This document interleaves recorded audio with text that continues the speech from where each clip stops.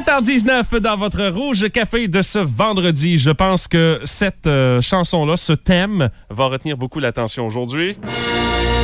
Le thème de Star Wars, parce que c'est le retour de la Force qui prend l'affiche.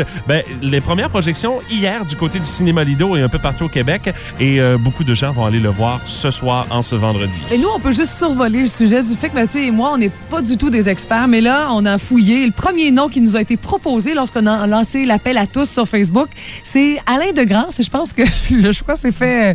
On est quand même satisfait du choix. Salut, Alain. Salut. Ça va? Oui, ça va très bien. Écoute, en fait, fébrile? j'ai la chair de poule. Ouais, juste entendre, je l'ai pas très bien entendu, mais j'ai juste entendu les premières notes. Et même si j'ai vu les 3 films, les épisodes 4, 5, 6 cette semaine, à chaque fois que j'entends les premières notes, je les ai.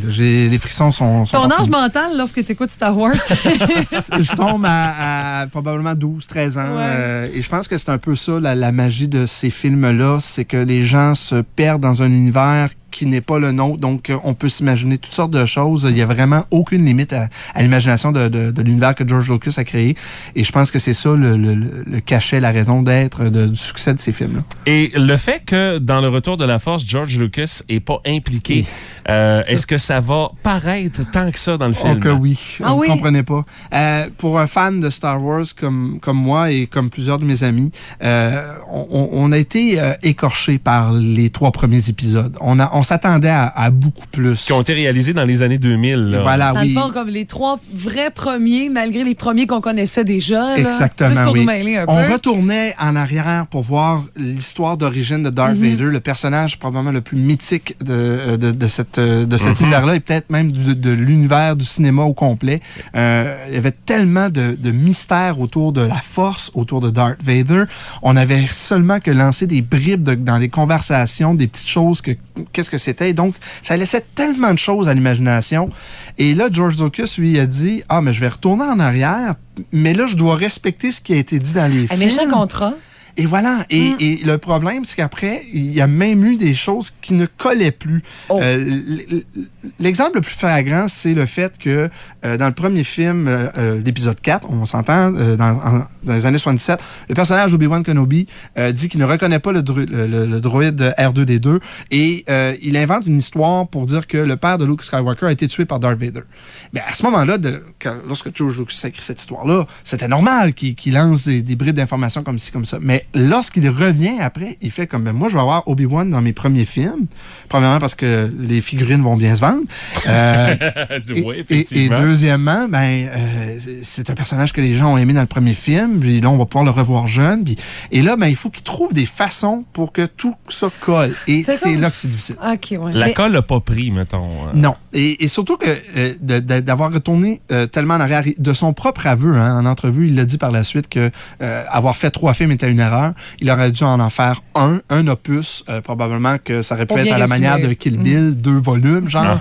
Puis que là, on aurait pu vraiment voir une belle évolution de Anakin sans aller jusqu'au fait qu'il était un petit garçon qui faisait des courses ça, c'est encore, presque une insulte pour le fan?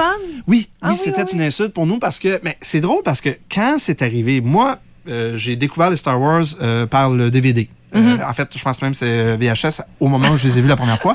Et donc, je n'avais pas expérimenté Star Wars dans un cinéma. Et lorsque épisode 1 arrive, la menace fantôme, tu te dis, mais wow, je vais pouvoir expérimenter Star Wars dans un cinéma. Et c'est ça que je crois que tout de suite, il y a bien des jeunes, des ados, des jeunes adultes qui vont pouvoir faire pour la première fois ce soir, c'est d'expérimenter justement les effets spéciaux, les le effets spéciaux, 3D la musique musique, dans un cinéma entouré de gens qui aiment les films et probablement aiment beaucoup Star Wars.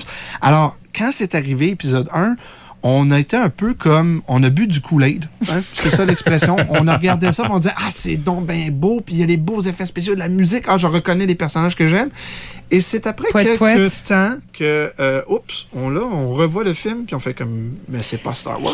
C'est pas ce que j'ai aimé. Il n'y a pas ce que j'ai aimé là-dedans. Mais tes attentes pour le retour de la Force? Eh bien voilà, moi, mes attentes, j'ai essayé de jouer la carte de bof. Non, ça m'excite pas.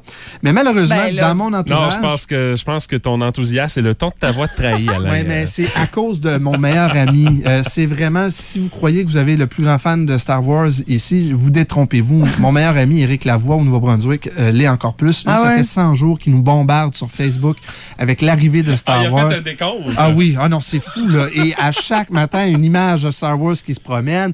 Lui a été le dernier d'entre nous de dire que les épisodes 1, 2 et 3, c'était quelque chose de très bon. Là, maintenant, il a finalement fait avouer que le premier, c'était vraiment pas bon. Mais il va tiendre mordicus que l'épisode 3 est vraiment bon. Et là-dessus, je peux le rejoindre un peu parce qu'il y avait des choses qui étaient très intéressantes. Mais bon, et là, lui, il nous bombarde de ça pendant des mois. Et là, j'ai comme pas le choix parce que lui, hier, il est allé à l'avant-première à Moncton, Nouveau-Brunswick. Il est arrivé costumé. La totale. Ah oui, son épouse aussi est costumée. Moi, ma blonde ferait jamais ça. Mais lui, il a trouvé quelqu'un dans cet univers qui trippe autant que lui sur Star Wars. Son meilleur ami aussi. Ils sont plusieurs qui ont fait le voyage. Ils ont fait 3 heures de route pour pouvoir aller voir l'avant-première à Moncton. Mon Dieu. Non. Et lui, ben c'est ça. Il m'a donné cette piqûre-là au fur et à mesure. Et la raison, tu l'as touché tantôt. George Lucas n'a pas été de près ou de loin connecté à ce projet-là. Donc, c'est pour ça qu'on a espoir. C'est pour ça que quand on regarde les bandes annonces, on se dit, OK, ce n'est pas épisode 1, 2, 3. Et oui, il y a un effet de nostalgie. On va revoir Han Solo, on va revoir Chewbacca, on va les revoir comme qu'on les aime. J'ai pas vu les 3 premiers épisodes, mais le fait de savoir que Harrison Ford est dans ça, Mark Hamill, la princesse Leia aussi va être là, je dis, ça m'intéresse de par le fait que je les connais, ceux-là. Mais c'est-tu la vraie fin, là? Il y en a-tu d'autres qui pourraient... Écoute, c'est Disney qui a pris ça en charge. Fait que j'ai l'impression que la machine à imprimer les billets va fonctionner longtemps. Il y a déjà 2 autres films de la série. Ah oui, OK. Oui, c'était certain. Jusqu'à 2019, c'est cédulé. Alors, il va y avoir épisode 8 et 9. Peux-tu revenir en 2019? Si mon calendrier me le permet, fort probablement. Mais c'est ça, il va y avoir des films juste sur quelques personnages. Donc, non, il y a la machine à imprimer des billets. On pousse ça loin. Oui. Hey, merci de ton passage, malgré le fait qu'il est habillé en Star Trek ce matin, juste pour nous faire un petit pied de nez. On l'attendait à le voir habillé en Jedi, quelque chose. Non, vraiment une très bonne idée, Caroline. Vraiment. Ah, oui. Alain, merci beaucoup d'être venu nous rencontrer ce matin. Il n'y a pas de quoi. Vous allez retrouver l'entrevue avec Alain Degrasse un petit peu plus tard ce matin sur la page Facebook du 102.9 Rouge FM pour vous préparer au réveil de la force ce soir du côté du cinéma Lido. Il y en a beaucoup qui vont se rendre, même aujourd'hui, dans le courant de la journée.